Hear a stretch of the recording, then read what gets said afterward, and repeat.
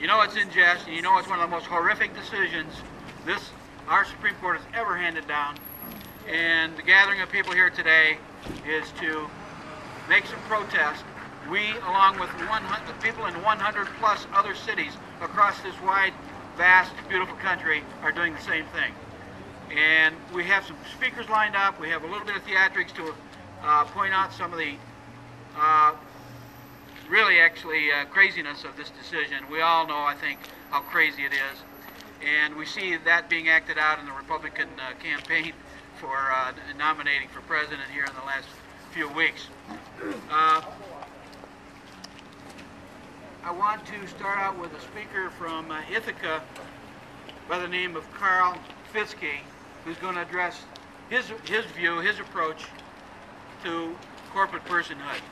Karl?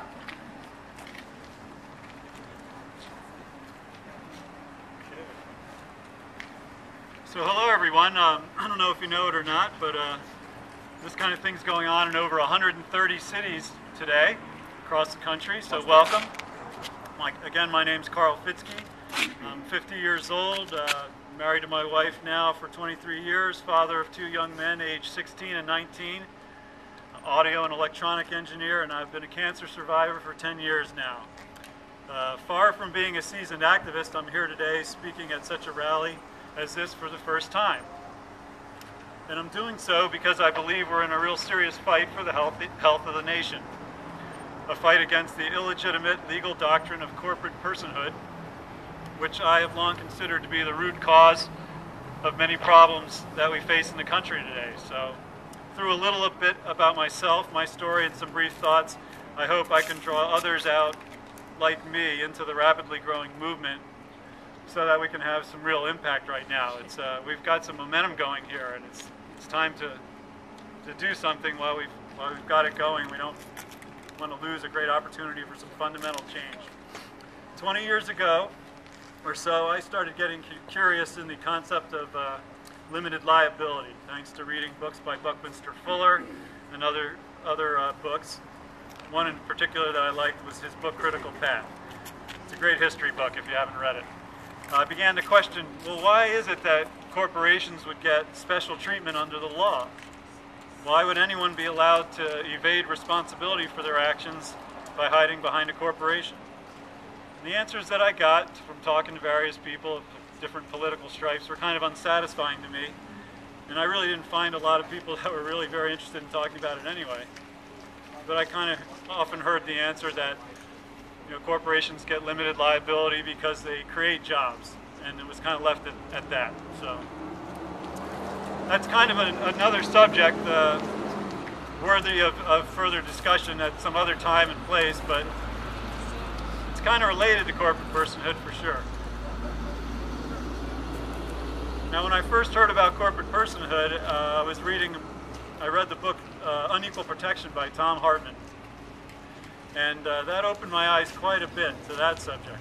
I particularly remember a really great chapter on the Boston Tea Party, and that includes material taken from what is believed to be writings from the only surviving, it's the only surviving written account of the day from an actual participant in the Boston Tea Party. So that was really interesting to read and find out more from Tom and his research that back in the days when the colonies themselves were corporations set up by the British government, the issue wasn't really just a tea tax back then, taxation without representation, like we all remember, but it was about being told by the king and the parliament, who owned the large and very global East India Company, that the colonies must import tea and other goods exclusively from that company, and that anyone else selling tea to the colonies would be considered a privateer, a criminal.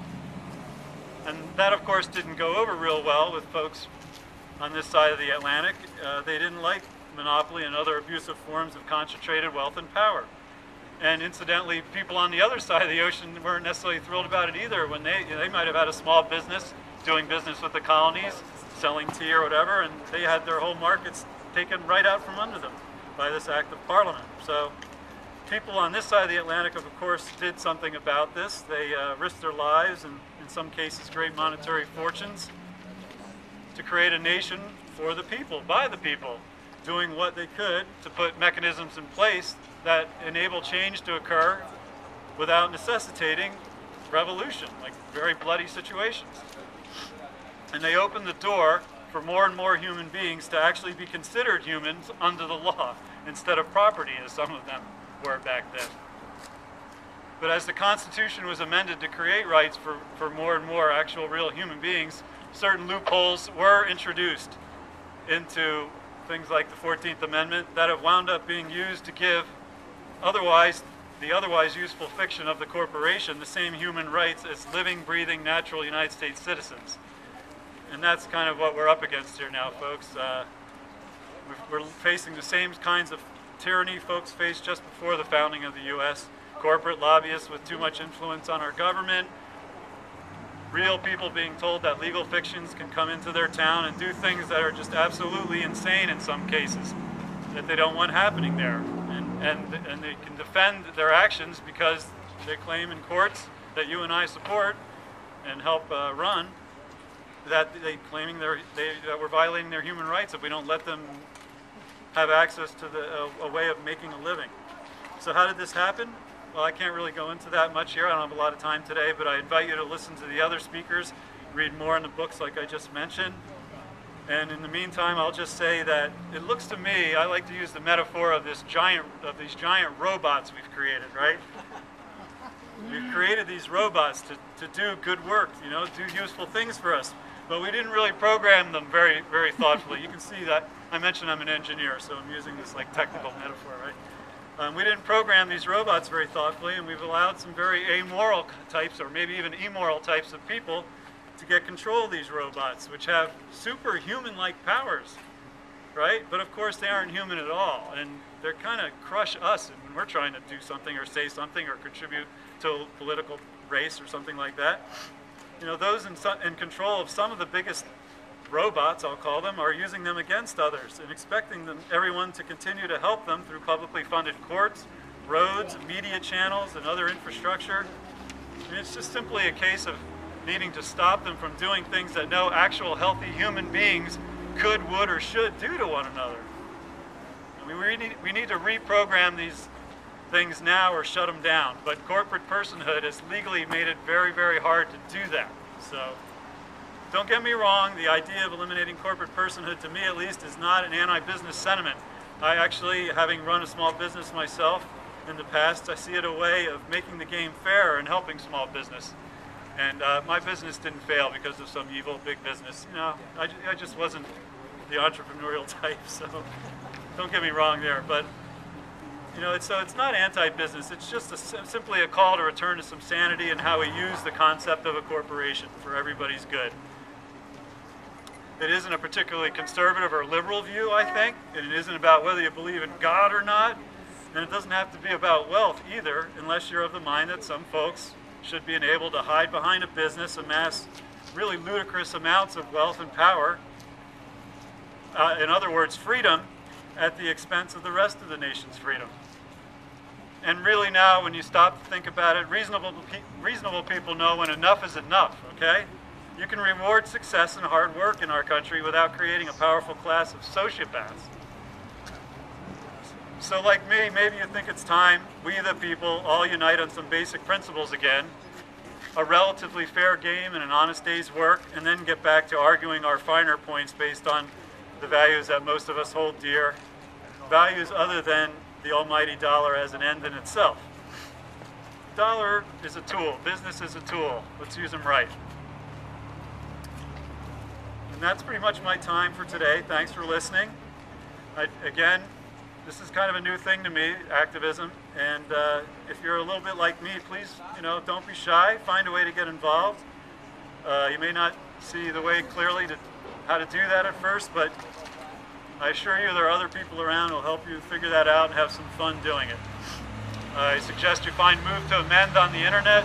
Come speak to me and others from our Ithaca Move to Amend group today, the Occupy movement, wherever you're at, anywhere or any group for that matter. Just get conversations started with people and don't let political, religious, or whatever stripes divide you. I mean, there's so many things folks use to divide us. And on this issue, I just don't see how we can let that. I don't see how those kinds of things can come between us here. It's so fundamentally wrong. So make some calls, write some letters, sign some petitions, and with your voice and your vote, which haven't been rendered totally worthless yet, get out there and hold candidates and current government representatives accountable to answer this question, whether or not they support the idea of amending the United States Constitution so that the word persons means quite literally natural, living, breathing persons. And so that cash is not considered speech and allowed to corrupt our elections. Thanks very much for your time.